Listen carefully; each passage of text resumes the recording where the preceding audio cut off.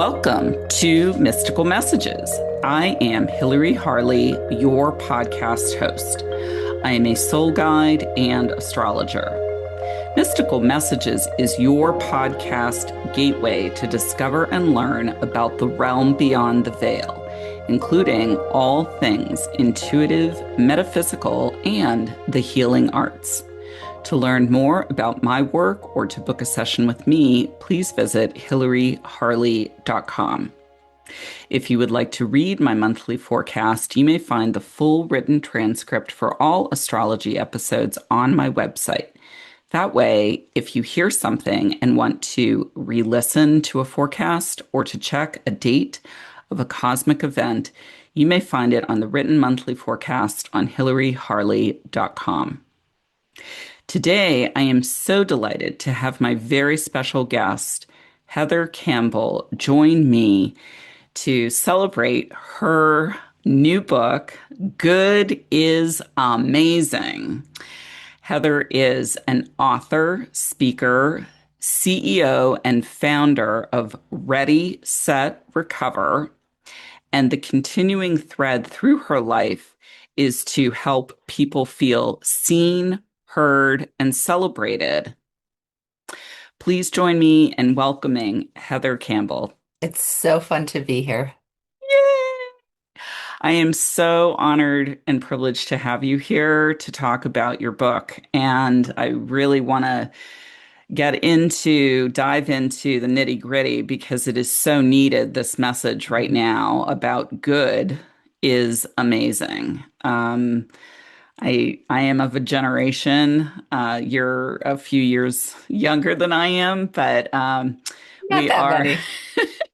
we are the generation that, beats ourselves up, and I think it's, an ongoing cross to bear or challenge, shall we say, for human beings, particularly women, but all of us, men and women, to really figure out how to be kinder to ourselves. And that's why I love your work. So talk to me. Tell me how this came about. Yeah.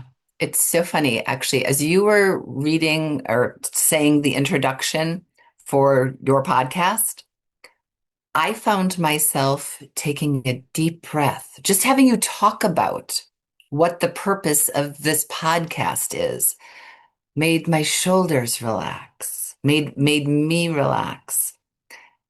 I've been joking I've joked about 8 years before the book really started going that I was writing a book. I'd say to people, casually every once in a while, "Oh, I'm writing a book," and they'd say, "Oh, what's it about?" And I'd say the title.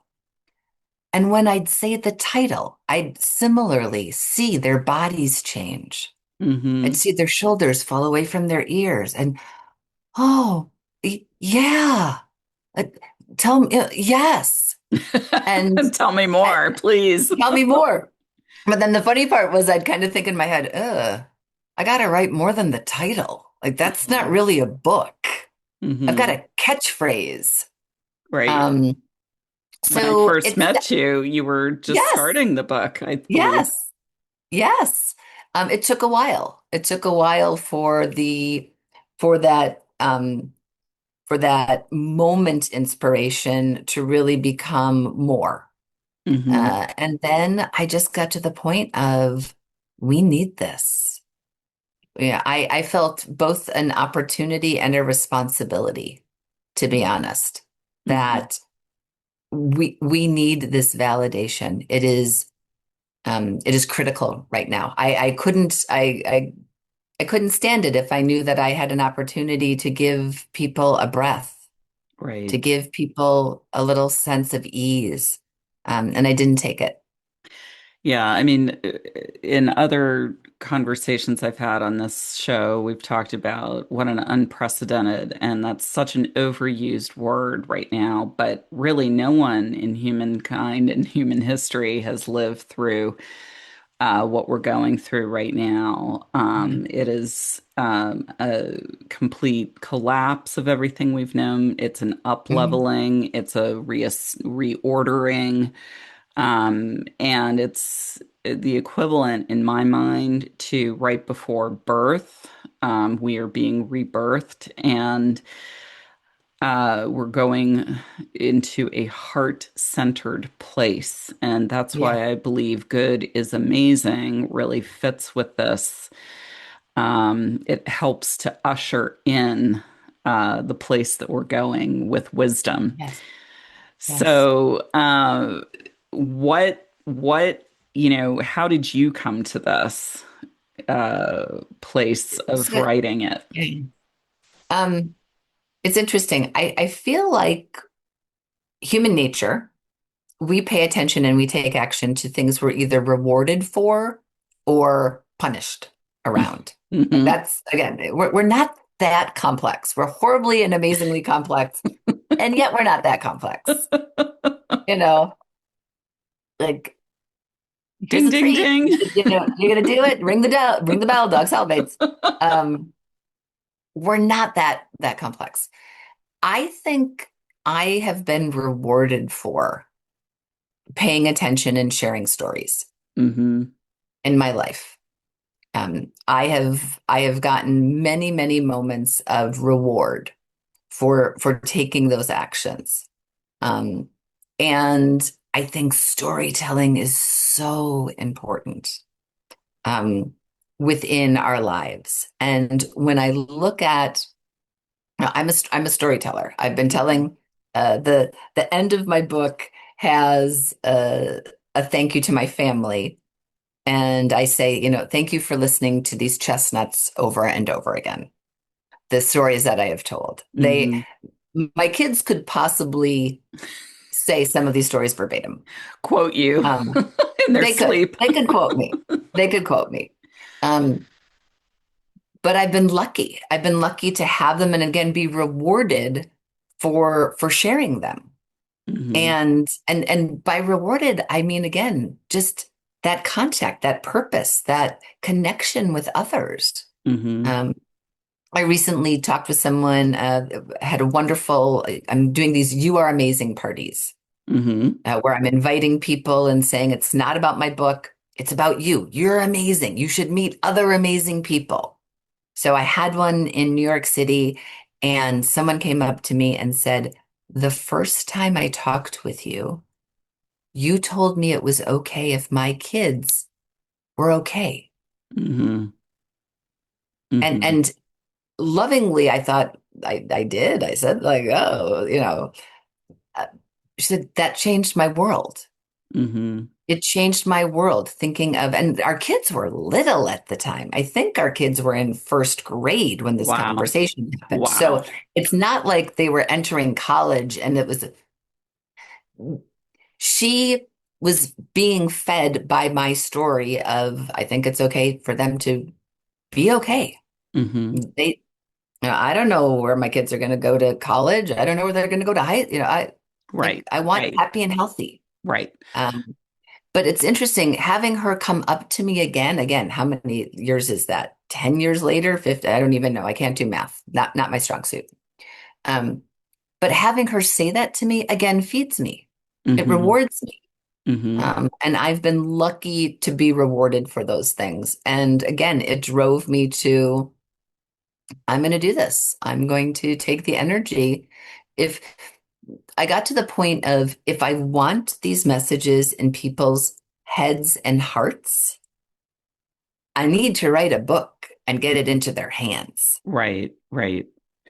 Yeah, I mean, the ultra competitive world that we know, I do believe is slowly dissolving, and that is a really good thing. Yes. It might not even be dissolving quickly. It might be dissolving faster than we can keep track of, but Yeah. Uh, that's where your book really fits into what's happening because we've always had this bar, and we talked a little bit about this before we came on this morning. Better, stronger, higher, faster. The bar is always yes. moving further out Yes. of our reach, and uh, there's a self-flagellation beating ourselves up Right. for not reaching the bar and this ultra competitive comparing ourselves to each other and, where our neighbors are. And that is the best thing that I think can come out of your message is, Yes. just to know that that is an illusion. Right. Right. Yeah, it's interesting. I think about within this comparison, um, whose voices are you letting into your head? I was just talking with a woman this morning who I used to work with, and we were talking about the fact that someone had said something nice about her that we used to work with. And I was trying to remember who it was and what the situation was. And I was saying how it was so important for me to think both what was said, but also who said it. Hmm. We need to listen to the voices we value. Hmm. Like who do you look up to? Who do you think is a kind, empathetic, wonderful person? Listen to their voices. Hmm. We so often hear the either the inner critic or the external critics who are around. When I think about some of the things that I've held on, some of the judgments, some of the negative stuff that I've held on to, it has often been said by people who actually I don't want to emulate. I don't Right. want to be like. I think actually they are missing the mark and yet I let their voice into my head. Dominate. Why? Right. Right. Right. Why am I letting this person who I do not actually think highly of, be Hmm. my judge? And one of the biggest things I talk about in this book is it's not about me and my stories, dear reader. It's about you, your Hmm. stories. What are the stories you are writing about yourself? You're the main character of your life. Hmm. Write the story in a way that serves you. Yeah. You know, Yeah. I was just talking also to I was having someone had asked me a question about an MBA candidate and their parent is looking at the ROI of what they're going to do. They just went in and got their MBA. What are they going to do? And I said, you get to decide what the return is. Right. Like, what return are you going to value? Right. Money is not the only return. As a matter of fact, again, if you're talking about from a standpoint of having your foundational needs met to begin, like we all need our foundational needs met as Right. the foundation. Right. Until you have that, it's a whole different conversation.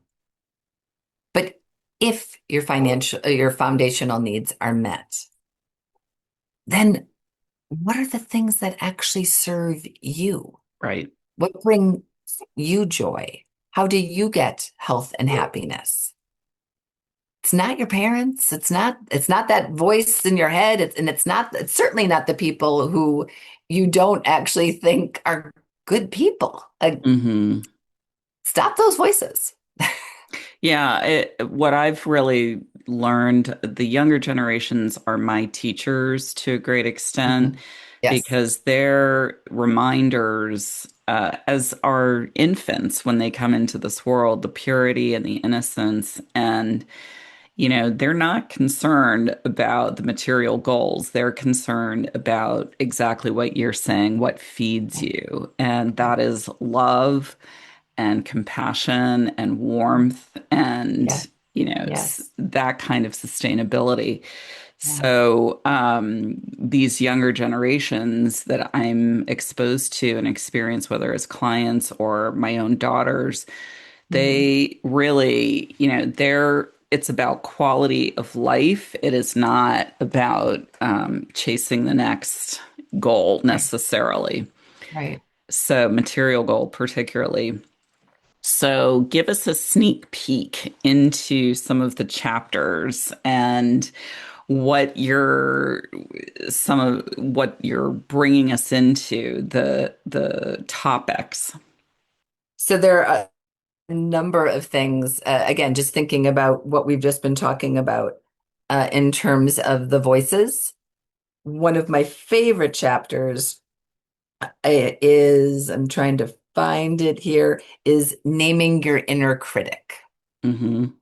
Mm-hmm. So looking at again that voice in your head, uh, even if you are starting from a spot of recognizing what's important, it's still so easy to create judgments. Right.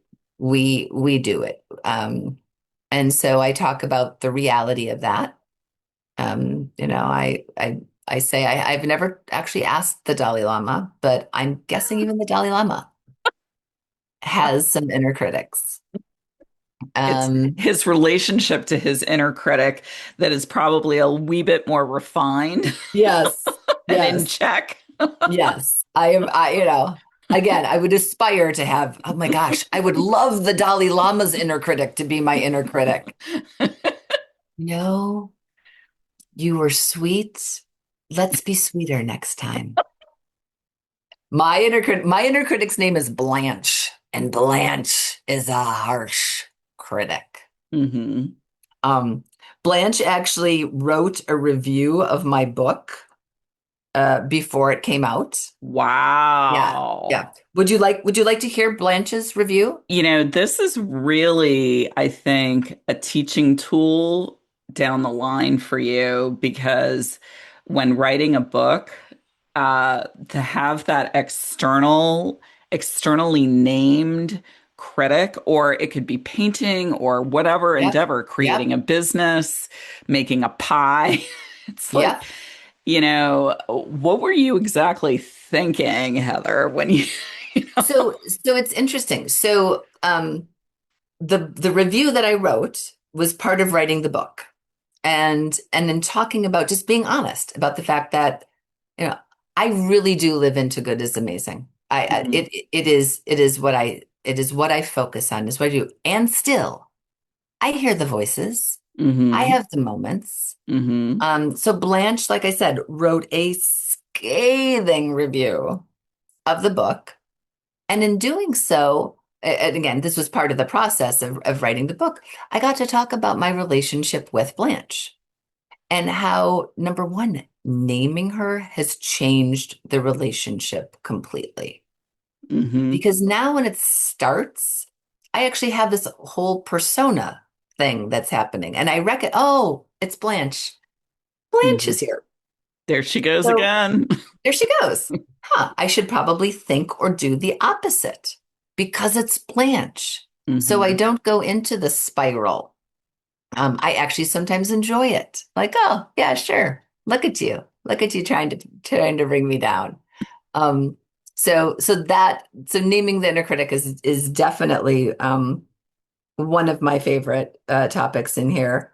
Um, we also just again talking about the Dalai Lama. Um, I looked at our expectations. One of the chapters is called "Being Peace is the Goal." Uh, if this was a video podcast, you would see above my shoulder a calligraphy that was done by Thich Nhat Hanh. Oh. This is it.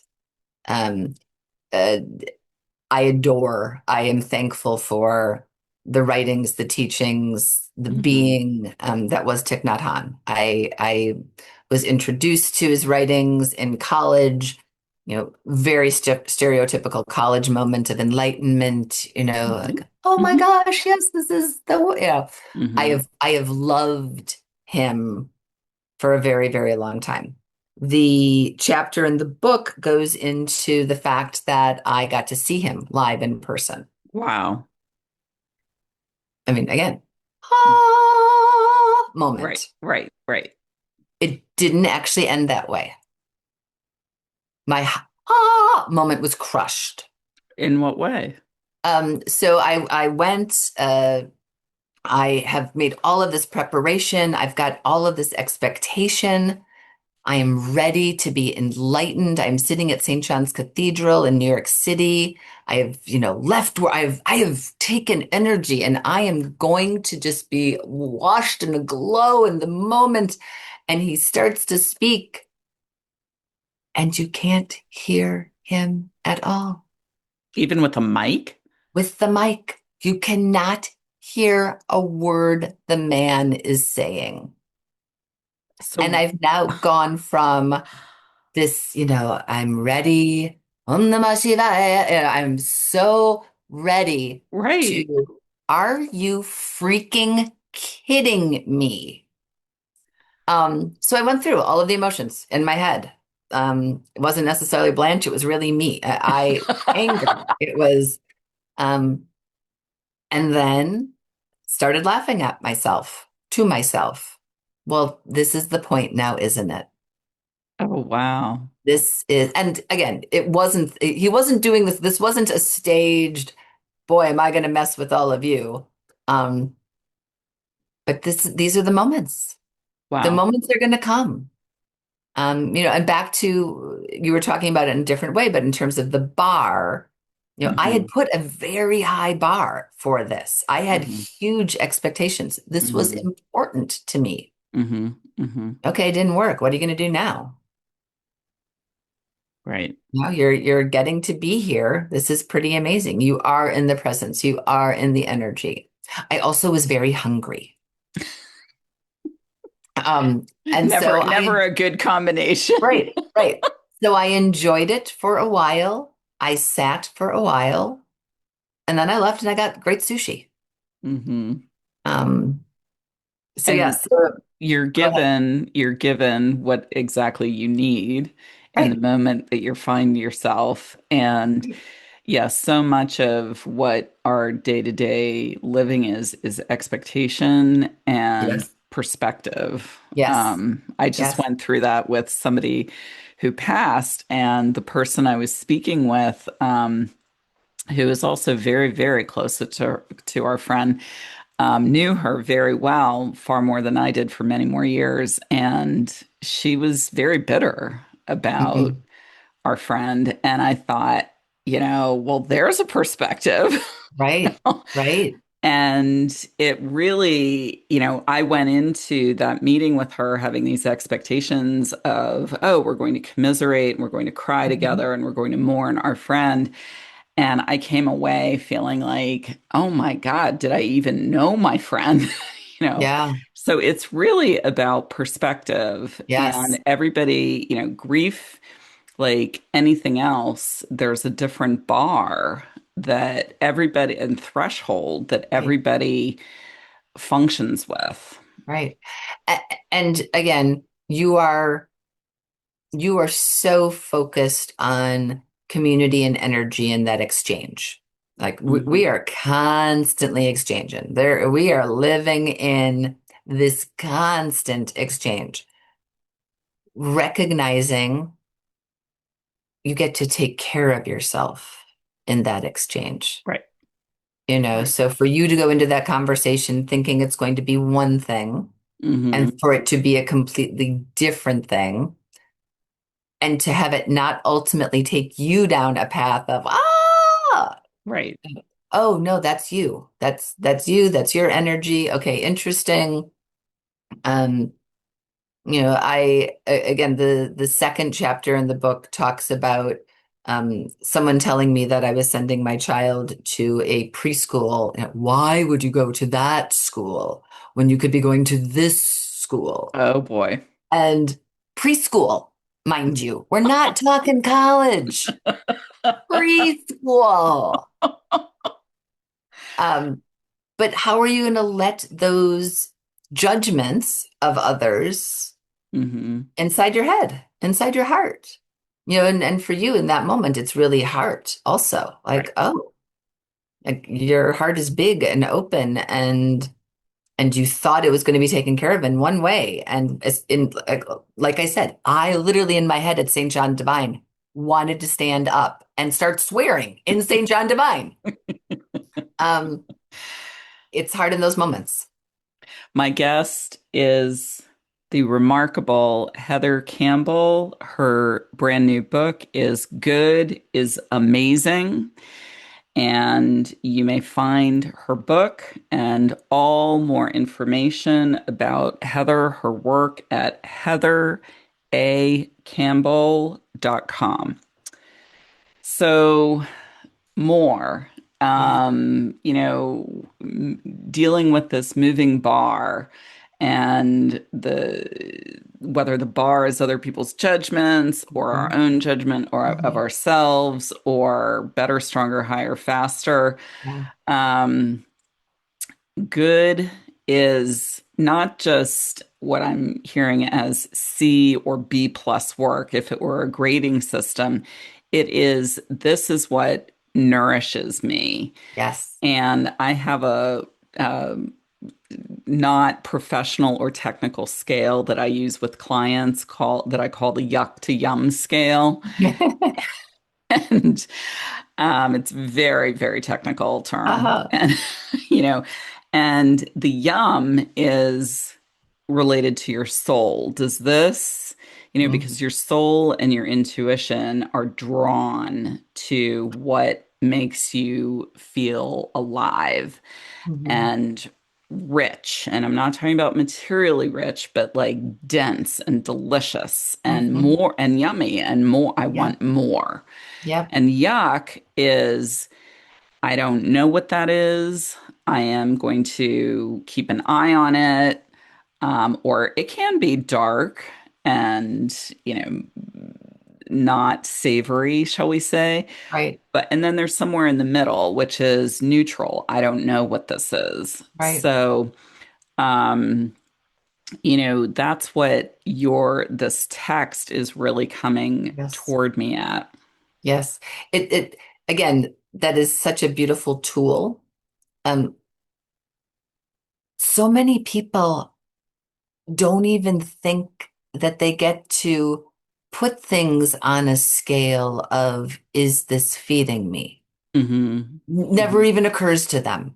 Hmm. Well, I've got to do more. I've got to get well, obviously I've got to apply to these schools, and obviously I've got to apply for this job. And if I, want to do well, if I'm going to build a company, I've got to build a unicorn and have it be a multi-billion-dollar company by the time Right. And check I'm all the gonna, boxes and yes, dot all the I I's and cross the T's. yes, so the fact that you're even saying to people, "Hi, you get to judge." Like and it's interesting when you said, is it C work, B work? Um, when I think of those terms, I do think of the fact that when did a B become bad? Hmm.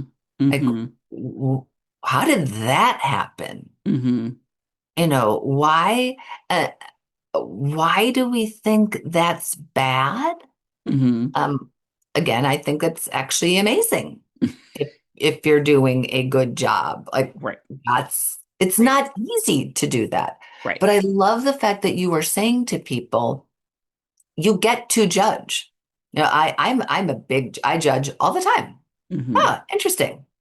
Do I need that? Do I want that? Is that going to help me? Does that feed me? And very often my answers are different than the answers that people are supposed to, and I'm doing air quotes with that, Hmm. go after or want my decisions. And especially again, as an adult, I have to make my foundational needs met. That's one of the responsibilities of an adult. Right. I got to cover those. I do get to decide what those foundational needs are, though. In terms of I need a roof over my head. What kind of roof is it going to be? Hmm. What decisions then have to happen because I've made that decision for that roof? Do I want those decisions? Do I want that responsibility? Do I want that pressure? Hmm. Um, it's funny just thinking about this too. Again, I'm kind of thinking of where did this stuff come from? I grew up in Milwaukee, Wisconsin. Hmm. And I grew up actually in Milwaukee, which is the city, and there are lots of suburbs. Um, the Highlands was an area just like the next step up. Hmm. I remember, like, if you lived in the Highlands, that was a big deal to move. And I remember a family moving to the Highlands, like moving on up, they were. Right. Right. And I remember being in the car in the back seat and my mom talking about this family and talking about how they were having a really hard time because and it was, also many years ago, very traditional, the dad now had to work this job that was making the mom miserable because the dad was never there because he had to, they had to get the bigger job because they now have this bigger house. And I remember sitting in the back seat thinking, the Highlands ain't all that. Right.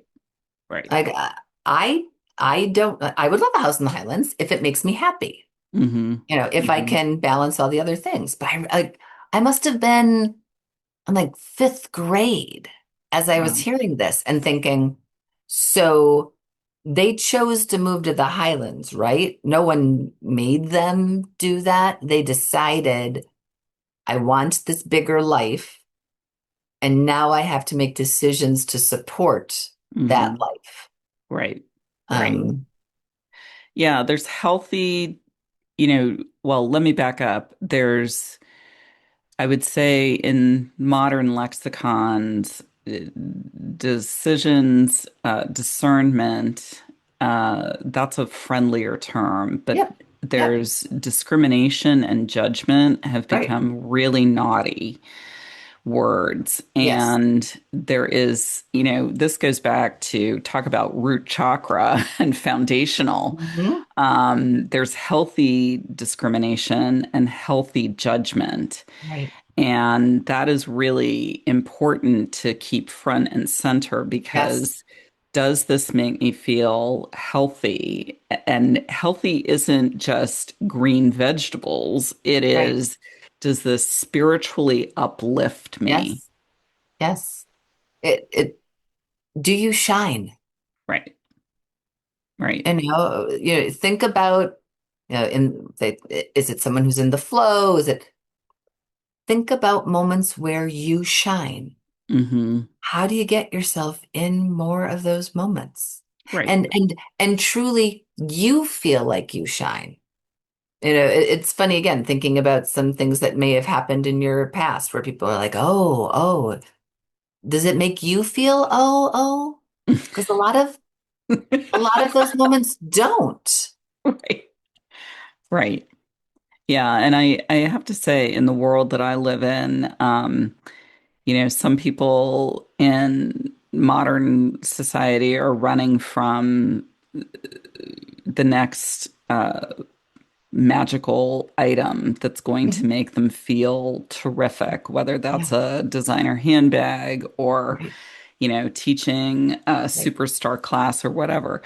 And what this inversion of a path that we're on right now is really recognizing that all of that drive for fulfillment is sourced within us. Yes, And it sounds so cliche, but it really is. That's the craving, is to feel nourished yes, from the inside out. yes. So thinking about the book and writing the book, Hmm. when you write a book, there are things you, again, air quotes, should do. Hmm. You are supposed to finish the book and then have 3 to 6 months to set the book up to succeed.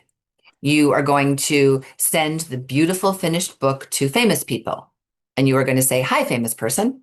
Here's my book. Can you please read it? And then say, I'm famous. Read the book. So Hmm. you're supposed to do that. You're supposed to line up all of these podcasts. You're supposed to line up bookstores that are going to sell it. There are things that you are supposed to do. Hmm. I wanted this book in my mother's hands by Mother's Day. That is what I needed to do. That was what I was going to shine. If I could get this book into my mother's hands by Mother's Day. I love that. I worked with an incredible publisher, Gatekeeper Press. I'm going to give them total props.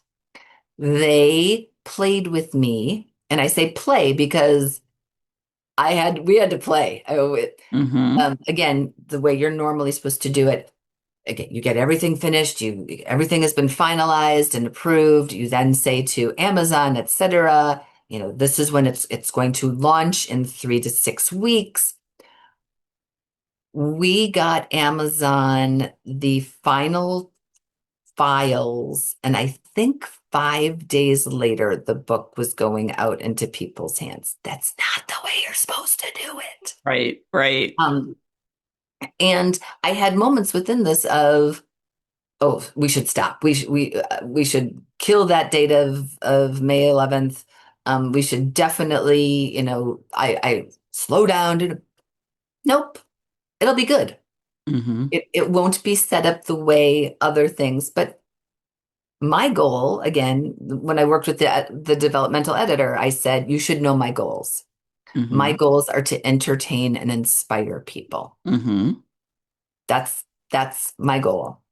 Um, my second goal is I don't want to look like a jerk. I don't want to make people feel bad. Which when you're writing a book, especially a book about you're trying to make points, the Yeah. point is embrace this.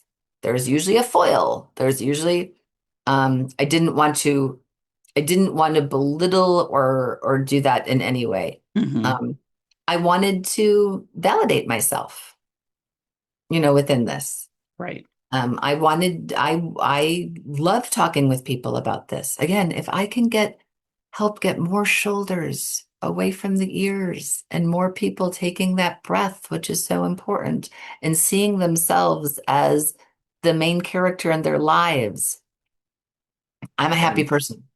Yeah, to relax and to breathe. Yes. Yeah. Yeah. And to Yes. know that they're right on track. Yes. And yeah, I deal with that with clients that come to me. It's like, yes, they're looking for external validation, but I'm like, you're on schedule. I mean, if Yes. you need me to tell you that, I obviously will, but you're Yes. doing exactly what you need to be doing in the time frame that you need to be doing it. Yes. So, this is why the title, Good is Amazing, is just awesome because it's a reminder that, your track and path are different from mine, from Joe's, from the mailman, from, everybody's. And that's why this constant checking and balancing Yeah. Yeah. is really to be taken Yeah. with a grain of salt. Well, one of the chapters in the book talks about one of the most amazing moments of my life, which was singing with Maya Angelou. It was Oh, incredible, absolutely incredible. how did Top that come about? Uh, Dr. Angelou was talking at the University of Wisconsin at the theater, which I managed. Amazing, Mhm. incredible night. There was a big party. I got to go to the party, but I, never made it into the scrum. I was like, oh, there she is. There she is. Um, so I left the party. I went to the union, hung out, and I went back to get my stuff. I was a manager, so I had keys to the theater. So I go into the back of the house to go get my stuff in the green room. Back of the house is awesome in terms of acoustics, just like the front. Mhm. So I'm belting a song out because no one's there because it's 11:30 at night and everything's locked up. And so I'm just singing my way into the green room and I walk in and there's my boss and the dean of the school and Dr. Maya Angelou. And I freeze. I write this in the book. I think I curtsied. Like, oh, I'm so, um, and she looks at me and she says, let's finish it. Oh. And she sings Sea of Love with me. Now, that is a top 10 moment of my life. Now, I also want to explain nothing happened from, like, I didn't, the dean of the school didn't say, wow, you have an amazing voice and this is America's Got Talent and we're going to give Right. you millions of dollars. My boss didn't say like, oh, good job. And as a matter of fact, my boss did not say good job. Um, she did not become a pen pal. She did not, she did not reach out before she died to say, this was one of the moments of my life. So nothing, according to the world, happened, except I felt seen, heard, and celebrated like nobody's business. Mhm. I it was a moment in which I feel like I may have been levitating while it happened. Yeah. Yeah. And a memory to take you Yes, to the grave and yes, beyond. yes. Now, what's also interesting about this, which I write about as well, is um, she was amazing. I mean, she was Mhm. absolutely incredible. But again, back to what you were talking about in terms of that judgment of ourselves against others, and this there's a sliding scale, and we go past inspiration to desire. Mhm. I can't think of the word, but when you want, like I want to be her. I want, Mhm. I want to be them. Like they've got it all. Mhm. And I remember having a moment like that of like, oh my gosh, to be Maya Angelou. Maya Angelou's life was hard. Right. Right. I, like crazy awful. The fact that she continued to exist after some of the things that happened in her life happened is incredible. Yeah. I'm not looking to have, I don't need to build that much resilience. I'm not Mhm. looking to have horrible to become great. And I don't know if you need horrible to become great, but I'm good with good. Right. Right. Right. Yeah. There's a great phrase that I learned at some point in my journey about how people see the success, but they don't see all of the failure, the Right. dark night of the soul moments, the whole journey leading up to the success. All they see is, oh, Yeah. that's amazing. And that's what I want. Right. They don't You've got see to take the whole thing. You've got to the, take the whole, if you want to oh, be that person, have their life, you got to take the whole thing. right, right, right. You just don't take the cherry on top. Yeah. My guest is the remarkable Heather Campbell. Her book is Good is Amazing. And I strongly suggest you go to her website, heathercampbell.com, to learn more about Heather, author, speaker, CEO, and founder of Ready, Set, Recover, uh, striving throughout her life to help people feel seen, heard, and celebrated, which your book definitely does. Offer guidance around how you can help yourself feel seen, heard, and celebrated, as well as others feeling seen, heard, and celebrated. Is, to me, it's the ultimate act of nurturing and nourishment on a soul level. So, with our few minutes left, I just want to ask you, I ask all of my guests, if you could change the world for better in some way, how would you change it? Oh, um, it, it's, it's surprisingly simple, actually. And yet we seem to make this so hard. Foundational needs covered and a little bit more, and seen, heard, and celebrated. If Hmm. everyone, and what's so sad to me is we actually have the capability of doing that. Hmm. Somewhere down the road, we started dividing. We started not recognizing that we're all in this together. If everyone in the world had their foundational needs and a little bit more Hmm. met and had moments of feeling seen, heard, and celebrated, we live in a completely different place. Yeah, 100%. Thank you so much for your wisdom.